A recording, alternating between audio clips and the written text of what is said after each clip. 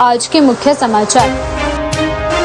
शिमला में श्रद्धा के साथ मनाया गया गुरु अर्जन देव जी का शहीदी पर्व। भीषण गर्मी से राहत पाने शिमला पहुंच रहे हजारों पर्यटक। प्रधानमंत्री मोदी के 12 वर्ष सेवा और सुशासन और विकास के प्रतीक। हिमाचल में गैस टैंकर पर माकपा ने सरकार से हस्तक्षेप मांगा।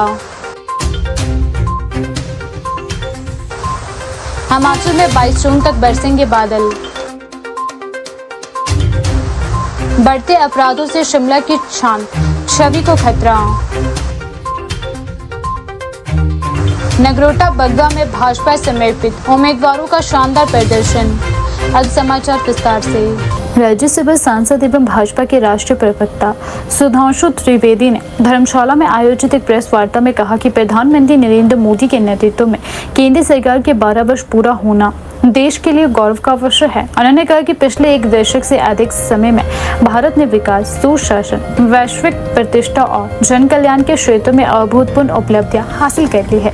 प्रेस वार्ता को संबोधित करते हुए त्रिवेदी ने कहा कि प्रधानमंत्री नरेंद्र मोदी के नेतृत्व में देश ने अनेक चुनौतियों का सामना करते हुए नई ऊंचाइयों को प्राप्त किया है। उन्होंने कहा कि वर्ष 2014 में शुरू हुई विकास यात्रा आज विकसित भारत के लक्ष्य की ओर तेजी से आगे बढ़ रही है और देश के हर वर्ग तक विकास का लाभ पहुंचाने का प्रयास किया गया है। उन्होंने कहा कि प्रधानमंत्री मोदी के नेतृत्व में भारत ने आर्थिक, सामाजिक, बुनियादी ढांचे, तकनीक, रक्षा और विदेश नीति के क्षेत्र में ऐतिहासिक प्रगति दर्ज की है। उन्होंने कहा कि पिछले 12 वर्षों में केंद्र सरकार ने पारदर्शी और जवाबदेह शासन का नया मॉडल प्रस्तुत किया है। उन्होंने कहा कि सरकार की विभिन्न जन कल्याणकारी योजनाओं का लाभ करोड़ों लोगों तक पहुंचा है। गरीब कल्याण, डिजिटल इंडिया, आत्मनिर्भर भारत, मेक इन इंडिया, स्वच्छ भारत मिशन, आयुष्मान भारत और बुनियादी ढांचे के विस्तार जैसी योजनाओं ने देश के विकास को नई दिशा दी है। हिमाचल से प्रधानमंत्री श्री नरेंद्र मोदी जी का बहुत व्यक्तिगत,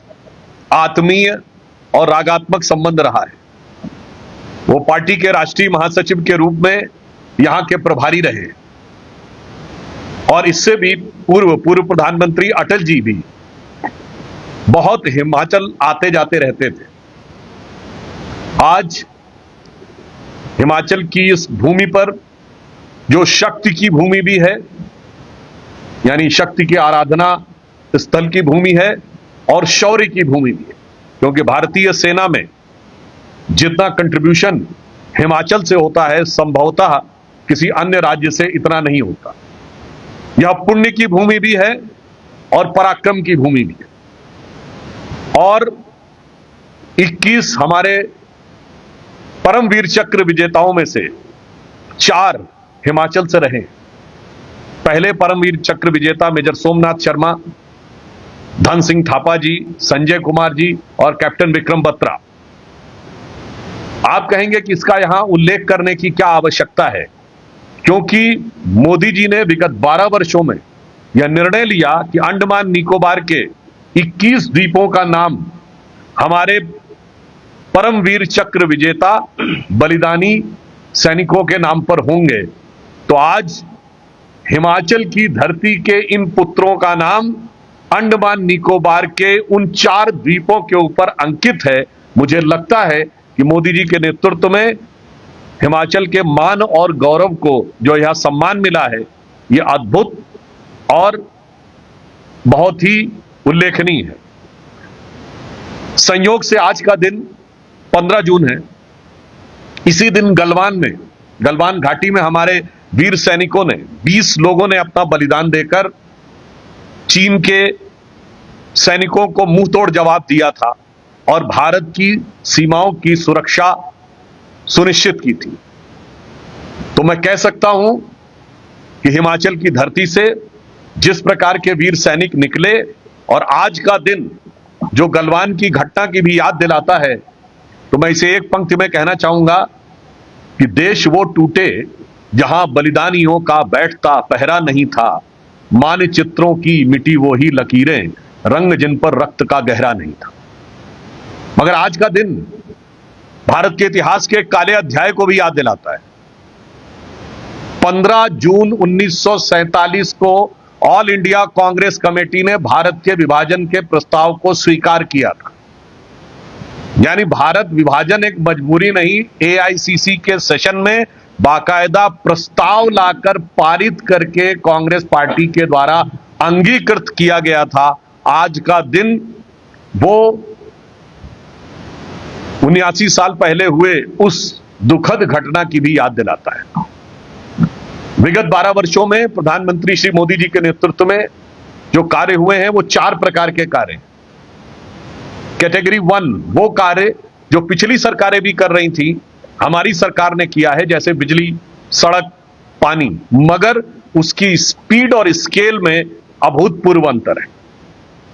यानी वो पिछली सरकारें भी कर रही थी, पर हमने जिस रफ्तार से किया है, जिस परिमाण में किया है, जिस पारदर्शिता के साथ किया है, जैसे पहले 74 एयरपोर्ट थे, आज 164 एयरपोर्ट है पूरे देश में। अगर आप ये देखें 37 किलोमीटर पर डे सड़क बन रही है, रेलवे का फुल इलेक्ट्रिफिकेशन हो चुका है। ये सब वो कार्य हैं जो पूर्ववर्ती सरकारें भी करती रहती हैं। दूसरे प्रकार के वो कार्य कैटेगरी 2 जो पिछली सरकारों ने सोचा कि हम करेंगे मगर कर नहीं पाए, और मोदी जी की सरकार ने वो भी करके दिखाया, जैसे जीएसटी और नारी शक्ति वंदन अधिनियम।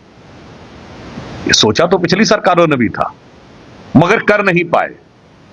तीसरी कैटेगरी के वो कार्य हैं जो पिछली सरकारें सोच ही नहीं पाई कि यह भी किया जा सकता है, जैसे मनाली लेह के ऊपर यह टनल, अटल टनल बनना, और दुनिया के सबसे ऊंचे रास्तों में से एक पे यह सुगम कार्य होना, चिनाब का सबसे ऊंचा पुल बनना, और भारत डिजिटल ट्रांजैक्शन में नंबर 1 देश हो जाएगा, यह कांग्रेस सोच ही नहीं सकती थी। नगरोटा बगवा नगर परिषद चुनावों के घोषित परिणामों में भाजपा समर्पित उम्मीदवारों ने शानदार प्रदर्शन करते हुए बहुमत हासिल कर लिया। नगर परिषद के कुल 7 वार्डों में से 4 वार्डों पर भाजपा समर्पित प्रत्याशियों ने जीत दर्ज कर अपनी मजबूत पकड़ साबित की है, जबकि 2 वार्डों में कांग्रेस समर्पित उम्मीदवारों को सफलता मिली है। चुनाव परिणामों के बाद भाजपा कार्यकर्ताओं में उत्साह का माहौल देखने को मिला। भाजपा नेता कुका ने नगर परिषद चुनावों में मिली जीत पर खुशी जताते हुए इसे जनता के विश्वास और भाजपा की नीतियों की जीत बताया।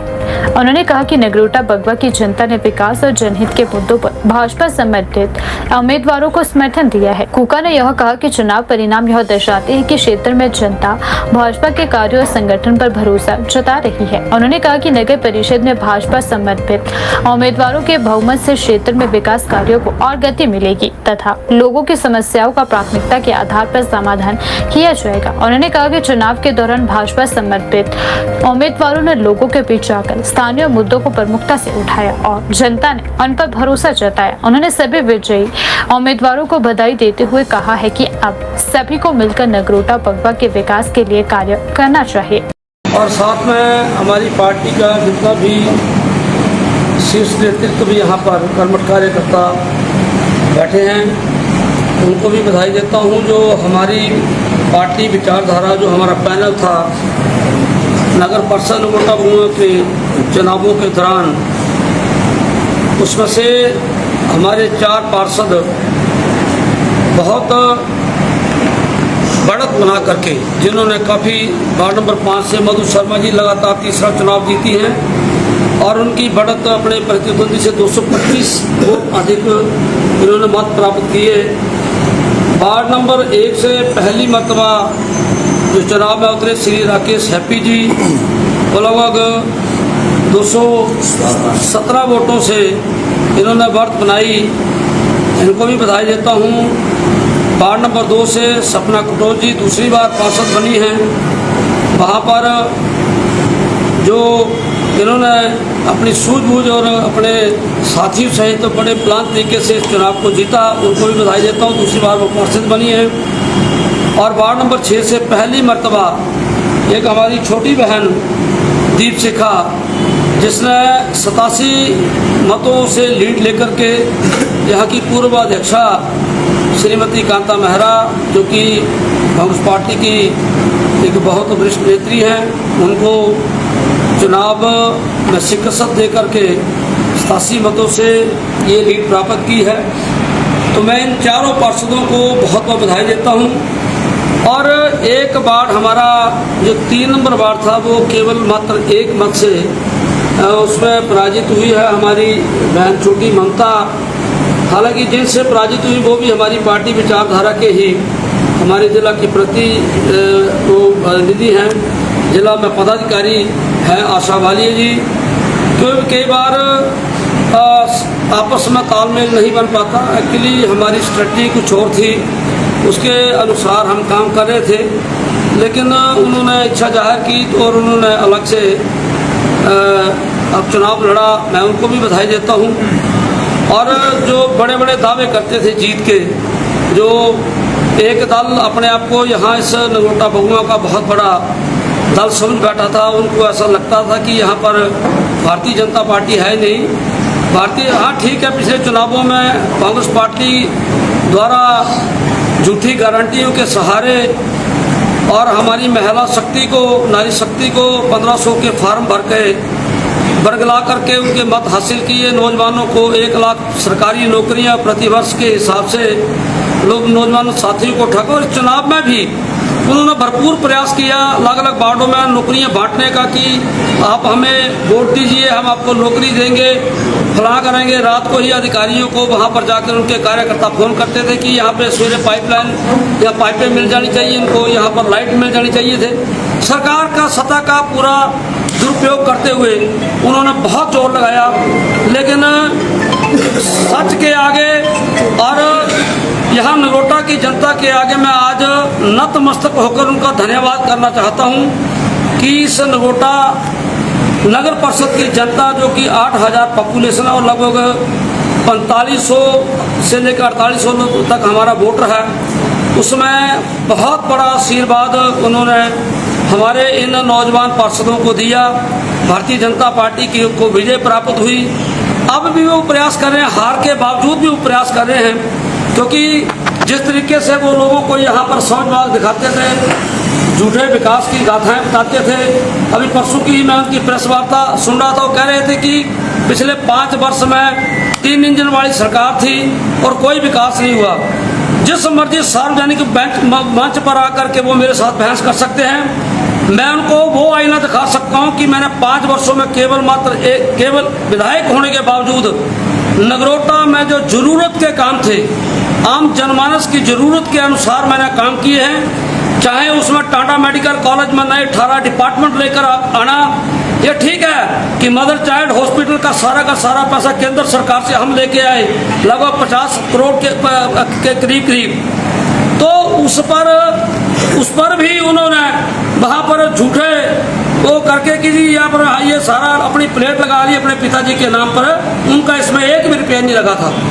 18 डिपार्टमेंट टांडा में आना, नई वहाँ पर MRI की मशीन लेके आना, नई सिटी की मशीन लेके आना, नए और बहुत सारे मैंने वहाँ पर इंस्टीट्यूशन के मुताबिक जो भी जरूरत थी, रिक्वायरमेंट थी, उसके अनुसार वहाँ पर हर चीज़ उपलब्ध करवाई थी। नई लिफ्ट लगाई थी मैंने वहाँ पर। हाल ही में आपने देखा है कि उनकी तीनों लिफ्टें बंद पड़ी हुई हैं। 3.5 वर्षों के अंदर टाटा मेडिकल कॉलेज का जो दुर्गति इस समय है, वहाँ पर लोग जाकर अपनी जानें गंवा रही हैं। लोगों को मजबूर प्राइवेट हॉस्पिटलों की तरफ जाना पड़ा।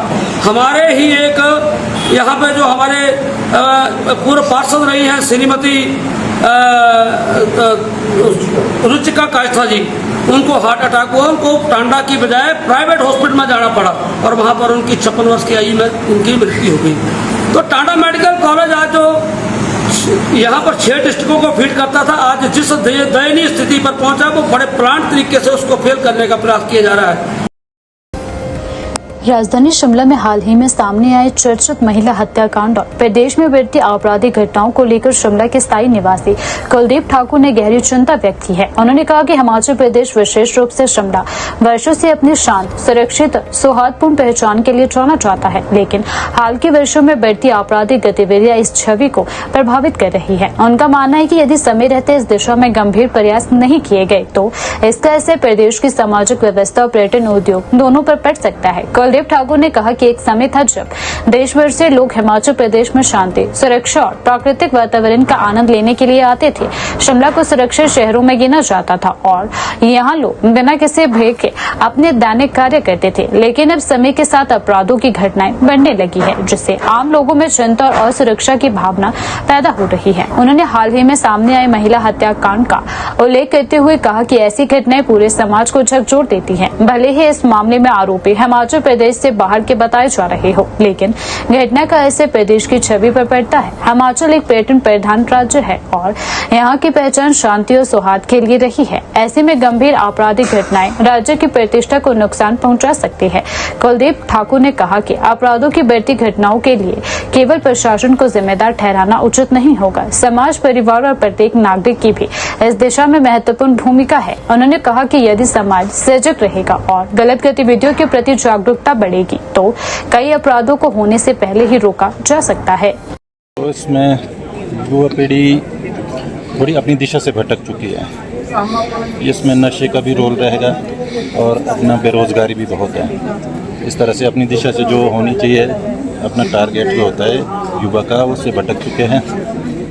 इसमें नशे का भी रोल, बहुत ज़्यादा रोल है हिमाचल प्रदेश में आज की डेट में। नशा मतलब गांव, शहर में क्या, गांव तक फैल चुका है। तो बाकी बेरोजगारी भी है और छोटे छोटे बच्चे हैं, जैसे वो बाहर से आए थे जिन्होंने अभी यहाँ पे इतना बड़ा ये किसी की हत्या कर दी यहाँ पे आके, तो ये बहुत बड़ी बात है हिमाचल के लिए, जो कि हिमाचल के अंदर इस तरह से क्राइम नहीं होते थे। अब ये धीरे धीरे बढ़ रहे हैं इस तरह के क्राइम। अब नशे का कितना रोल है इसमें, या बेरोज़गारी का कितना रोल है, या सरकार को क्या करना चाहिए इसके लिए, ये सरकार इसके लिए तय करे कि हम इस तरह से क्राइम, इतने बड़े बड़े क्राइम, किसी की ज़िंदगी गई है तो इसको किस तरह से रोका जाए हिमाचल प्रदेश के अंदर। हिमाचल प्रदेश हमारा बिल्कुल शांतिप्रिय प्रदेश है, यहाँ पे इस तरह की घटनाएं नहीं होती है। तो बाहर से आके लोग यहाँ पे बाहर से आके लोग यहाँ पे किसी का मर्डर कर, हत्या करके जा रहे हैं, तो ये हमारे लिए बहुत ही शर्मनाक बात है हिमाचल प्रदेश के लिए। तो सरकार का ये दायित्व बनता है कि लोगों की सुरक्षा किस तरह से सुनिश्चित की जाए हिमाचल प्रदेश के अंदर।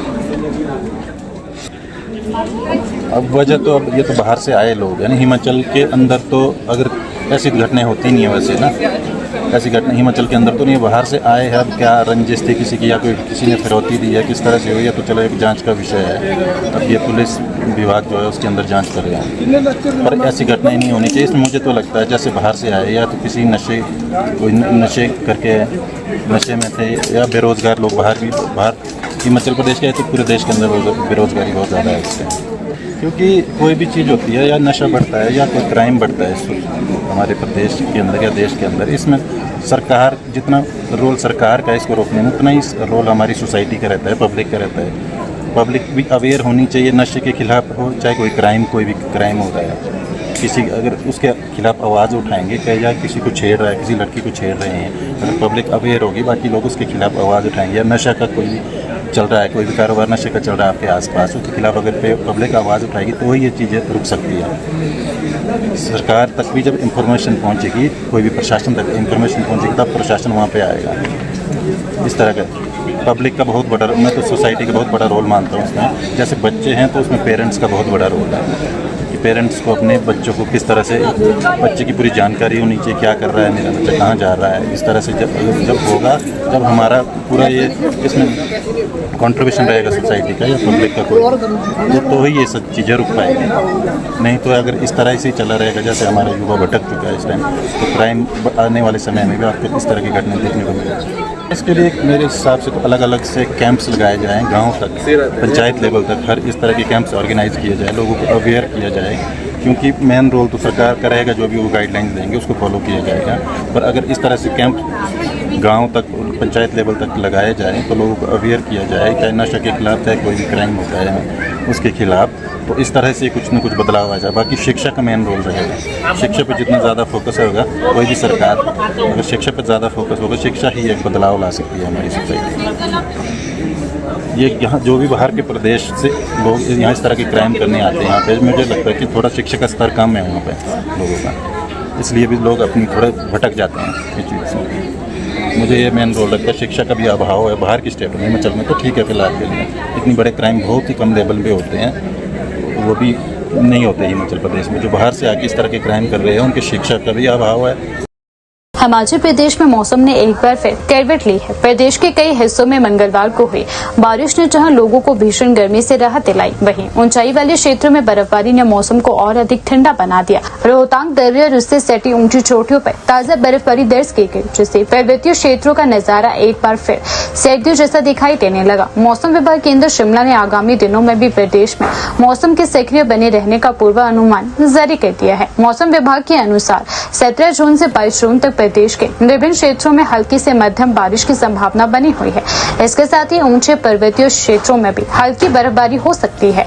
विभाग ने विशेष रूप से 18 और 19 जून को प्रदेश के कई जिलों में तूफान बारिश और ओलावृष्टि को लेकर येलो अलर्ट भी जारी कर दिया है। मौसम विभाग ने लोगों को सतर्क रहने और खराब मौसम के दौरान अनावश्यक यात्रा से बचने की सलाह दी है। बारिश के चलते तापमान में गिरावट आई और लोगों को गर्मी से राहत मिली। राजधानी शिमला में दिन भर बादलों और धूप का मिश्रित दौर देखने को मिला। दोपहर बाद हल्की बारिश ने मौसम को और अधिक सुहावना बना दिया। कुल्लू मनाली घाटी में भी मौसम का मिजाज बदला रहा। यहाँ हुई बारिश से वातावरण में ठंडक घुल गई और स्थानीय लोगों के साथ साथ पर्यटकों ने भी राहत महसूस की। दूसरी ओर ऊना, हमीरपुर और बिलासपुर जैसे निचले क्षेत्रों में भी सुबह हल्के बादल छाए रहे, जबकि दिन के समय धूप खिली रही।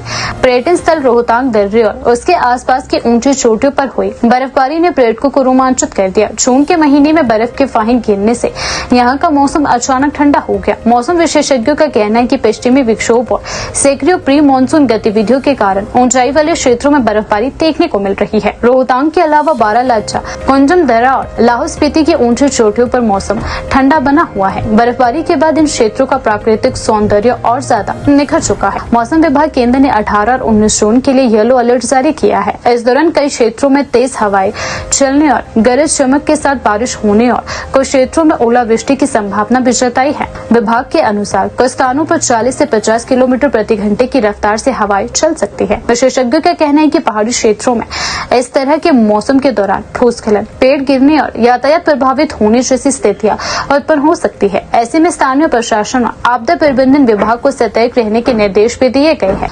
बारिश को लेकर किसानों और बागवानों की मिली-जुली प्रतिक्रियाएं भी सामने आ रही है। एक और जहां वर्षा से खेतों में नमी बढ़ी है और खरीफ फसलों को लाभ मिलने की उम्मीद है, वहीं ओलावृष्टि की संभावना को लेकर बागवान चिंतित नजर आ रहे हैं।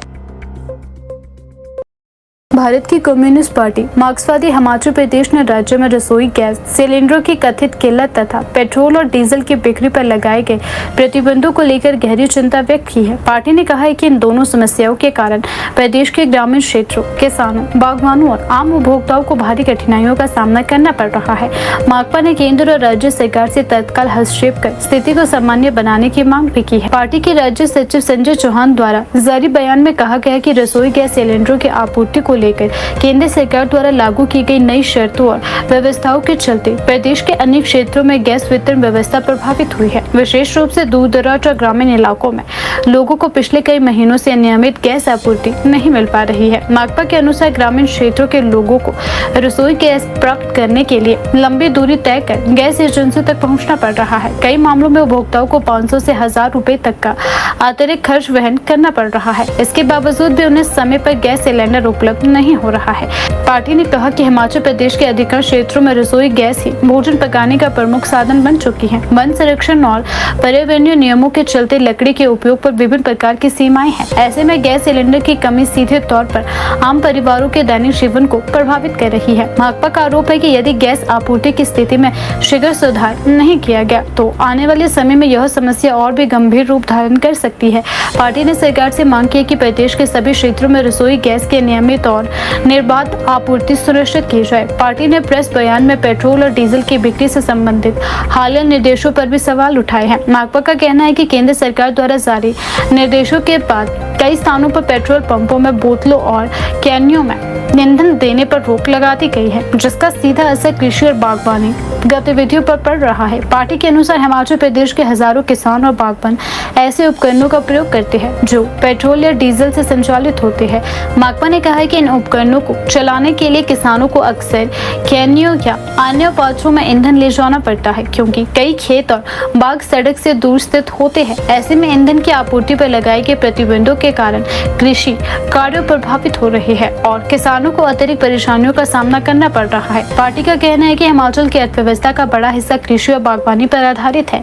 सेब, सब्जी और अन्य नकदी फसलों के उत्पादन में मशीनों की भूमिका लगातार बढ़ रही है। यदि किसानों को समय पे पेट्रोल और डीजल उपलब्ध नहीं होगा तो खेती बागवानी के कार्यों पर प्रतिकूल प्रभाव पड़ सकता है। भारत की कम्युनिस्ट पार्टी मार्क्सवादी ये जो पिछले दिनों केंद्र की मोदी सरकार के द्वारा रसोई गैस के सिलेंडर के लेकर जो शर्तें लागू की गई है, उससे जो है जो प्रदेश का आम परिवार है, साधारण परिवार है और विशेष रूप से जो गांव के अंदर, ग्रामीण क्षेत्रों के अंदर जो परिवार रहते हैं, वहां पर जो है रसोई गैस की बड़ी किल्लत जो है वो चल रही है। ये जब से 25 दिन, 35 दिन और 45 दिन की शर्त बुकिंग को लेकर लगाई गई है, तब से जो है करीब पिछले 3 महीने से जो है वो जो ग्रामीण क्षेत्र है वहां पर नियमित आपूर्ति जो है रसोई गैस के सिलेंडर की हो नहीं रही है, जिसके चलते जो है आज बहुत से ऐसे परिवार हैं जिनका चूल्हा चौका जो है वो समय पर नहीं जल रहा है, क्योंकि हिमाचल प्रदेश के अंदर पहले ही जो चूल्हा जलाने की लकड़ी है उस पर जो है सरकार ने प्रतिबंध लगा रखा है। पेड़ से लकड़ी काटी नहीं जा सकती है, इसलिए जो रसोई गैस है वही एकमात्र साधन है। तो इससे जो है एक बड़ी किल्लत जो है हो रही है। और इसके साथ साथ ही क्योंकि आज जो ग्रामीण क्षेत्र है वहां पर जो सिलेंडर है वो गैस कंपनियों के नजदीक ही मिल रहा है, इसके चलते जो है जो दूर दराज के गांव के लोग हैं उन्हें जो है 500 से 1000 रुपया खर्च करके जो है गैस कंपनी तक आना पड़ रहा है, और फिर भी जो है कई जगह ये रसोई गैस का सिलेंडर मिलता नहीं। तो इसको जो है सरकार को इस पर विचार करना चाहिए और नियमित गैस की आपूर्ति जो है करनी चाहिए। इसके साथ ही अभी 11 जून को केंद्र की मोदी सरकार ने एक आदेश जारी किया है, एक नोटिफिकेशन जारी की है, जिसमें ये जो पेट्रोल और डीजल पेट्रोल पंपों से मिलता था जिसको कैरी कर सकते थे, उसको लेकर भी जो है हिमाचल प्रदेश के जो किसान है, विशेष रूप में बागवान है, उनको जो है भारी संकट का सामना करना पड़ रहा है, क्योंकि ऑयल मार्केटिंग कंपनीज ने सभी पेट्रोल पंप डीलर्स को मना कर दिया कि वो केवल मात्र गाड़ियों के अंदर तेल देंगे और जो छोटा किसान, मजला किसान अपनी खेती के लिए जो उपकरण, मशीनरी इस्तेमाल करता है उसको चलाने के लिए, जिसमें मुख्यतः पावर टिलर है, पावर स्प्रेयर है, घास व झाड़ी काटने की मशीन है, ग्रेडिंग पैकिंग हाउस है, उसमें जो पेट्रोल और डीजल का इस्तेमाल करता है, तो उसको लेकर जो है आज सभी कंपनी ने जो है डीलर्स को उस पर रोक लगा दी। और इसके चलते जो किसान 1 litre, 2 litre, 5 litre, 10 litre, 20 litre जो है वो बोतल में या कैन में तेल ले जाता था, वो बंद कर दिया। तो इससे जो है आज हिमाचल प्रदेश का किसान बागवान, चाहे वो फल पैदा करता है, चाहे सब्जी पैदा करता है, चाहे फसल पैदा करता है, वो जो है गंभीर संकट से चला गया, क्योंकि बरसात के चलते जो है उसको स्प्रे करना है, उसको टिलर से अपना खेत जोतना है, ग्रेडिंग पैकिंग के लिए अपना मशीन चलाना है। तो हम प्रदेश की और केंद्र की सरकार से मांग करते हैं कि ये जो रोक लगाई गई है, खास तौर पे जो किसान है उसको जो है तेल, पेट्रोल और डीजल बोतल के अंदर, केनी के अंदर जो रोक लगाई गई है, इसको तुरंत हटाए, ताकि किसान जो है अपना जो खेती बाड़ी है, अपना जो स्प्रे है, टिलर चला सके। 5वें सिख गुरु एवं सिख धर्म के महान संत शहीद श्री गुरु अर्जन देव जी की शहीदी पर्व के अवसर पर शिमला के पुराना बस स्टैंड स्थित श्री गुरु सिंह सभा गुरुद्वारा साहिब में श्रद्धा, भक्ति और सम्मान के साथ विशेष धार्मिक कार्यक्रम आयोजित किया गया। इस अवसर पर बड़ी संख्या में संगत ने गुरुद्वारा साहिब पहुंचकर गुरु चरणों में नतमस्तक होकर आशीर्वाद प्राप्त किया तथा गुरु साहिब के बताए मार्ग पर चलने का संकल्प भी दोहराया। शहीदी पर्व के अवसर पर गुरुद्वारा परिसर को विशेष रूप से सजाया भी गया था। सुबह से ही श्रद्धालुओं का गुरुद्वारा साहिब में पहुंचने का सिलसिला जारी रहा। संगत ने गुरु घर में माथा टेक कर शांति, सुख, समृद्धि और मानव कल्याण की अरदास की। कार्यक्रम के दौरान धार्मिक वातावरण में गुरबानी, कीर्तन और शब्द गायन ने श्रद्धालुओं को आध्यात्मिक ऊर्जा से भर दिया। इस अवसर पर गुरुद्वारा प्रबंधन समिति से जुड़े लवप्रीत सिंह ने संगत को संबोधित करते हुए कहा कि श्री गुरु अर्जन देव जी का शहीदी दिवस केवल सिख समुदाय के लिए ही नहीं बल्कि संपूर्ण मानवता के लिए प्रेरणा का स्रोत है। उन्होंने कहा कि गुरु साहिब ने सत्य, न्याय, धर्म और मानवता की रक्षा के लिए अपने प्राणों का बलिदान दिया, लेकिन कभी भी अपने सिद्धांतों से समझौता नहीं किया। उनका जीवन त्याग, सेवा, सहनशीलता और आध्यात्मिक शक्ति का अनुपम उदाहरण है। लवप्रीत सिंह ने कहा कि गुरु अर्जन सिंह ने समाज को प्रेम, भाईचारे और समानता का संदेश दिया। उन्होंने सभी धर्मों, वर्गों के लोगों को एक सूत्र में बांधने का प्रयास किया तथा मानवता की सेवा को सर्वोच्च धर्म बताया। उन्होंने कहा कि आज के दौर में जब समाज विभिन्न चुनौतियों का सामना कर रहा है, तब गुरु साहिब की शिक्षाएं पहले से अधिक प्रासंगिक हो गई हैं। वाहिगुरु जी का खालसा, वाहिगुरु जी की फतेह।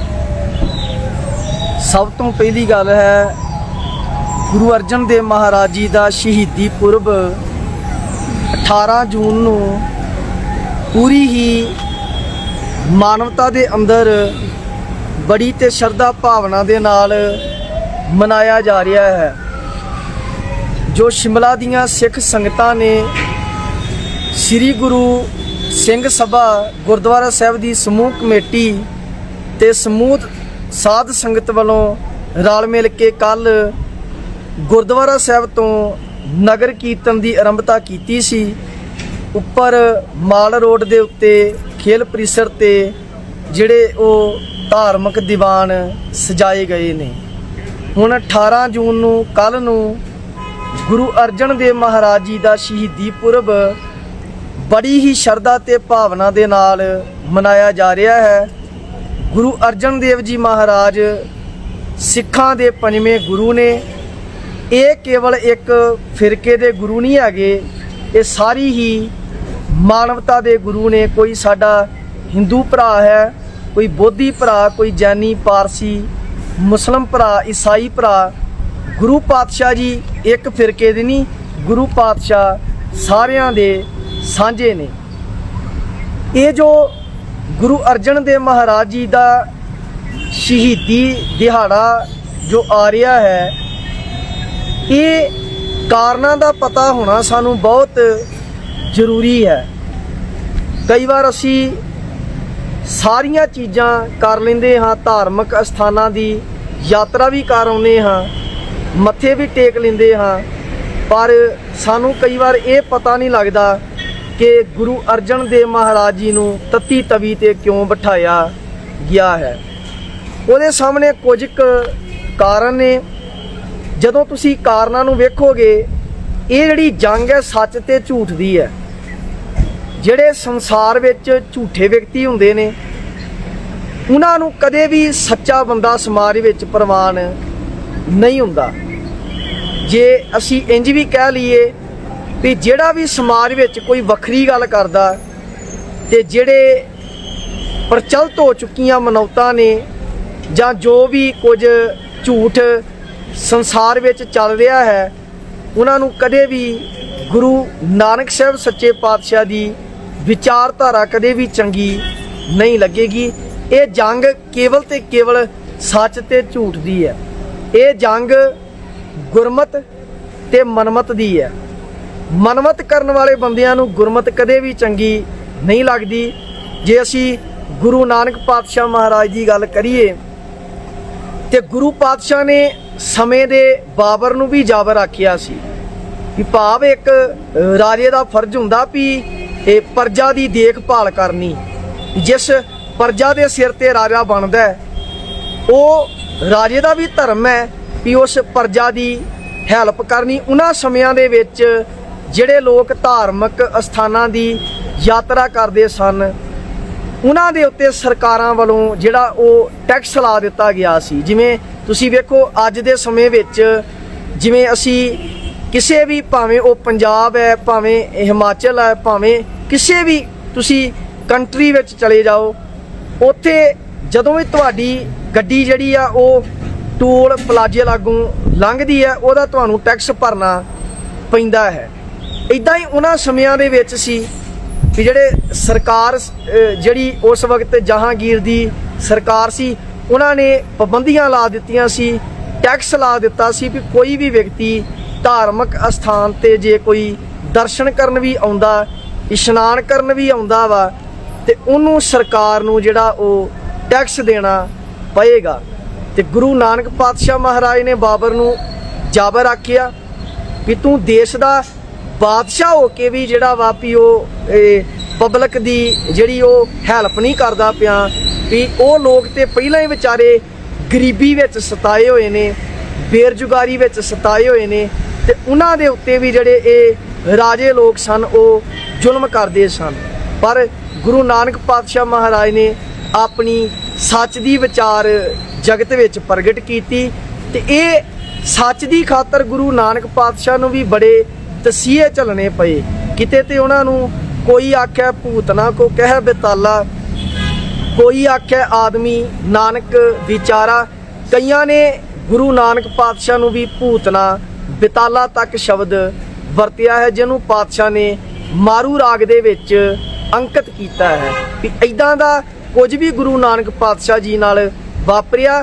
ਫਿਰ ਕਹਿਣ ਤੋਂ ਭਾਵ ਹੈ ਵੀ ਜਦੋਂ ਵੀ ਤੁਸੀਂ ਸੱਚ ਦੀ ਵਿਚਾਰ ਲੈ ਕੇ ਤੁਰੋਗੇ ਤਾਂ ਉਹ ਇੱਕ ਹਿਸਾਬ ਦਾ ਆਪਣੇ ਉੱਤੇ ਕਫਨ ਬੰਨਣ ਵਾਲੀ ਗੱਲ ਹੁੰਦੀ ਹੈ ਕਿ ਜਿਹੜੇ ਝੂਠੇ ਬੰਦੇ ਹੁੰਦੇ ਨੇ ਉਹਨਾਂ ਨੂੰ ਫਿਰ ਸੱਚਾ ਬੰਦਾ ਸੰਸਾਰ ਵਿੱਚ ਕਦੇ ਵੀ ਪ੍ਰਵਾਨ ਨਹੀਂ ਹੁੰਦਾ।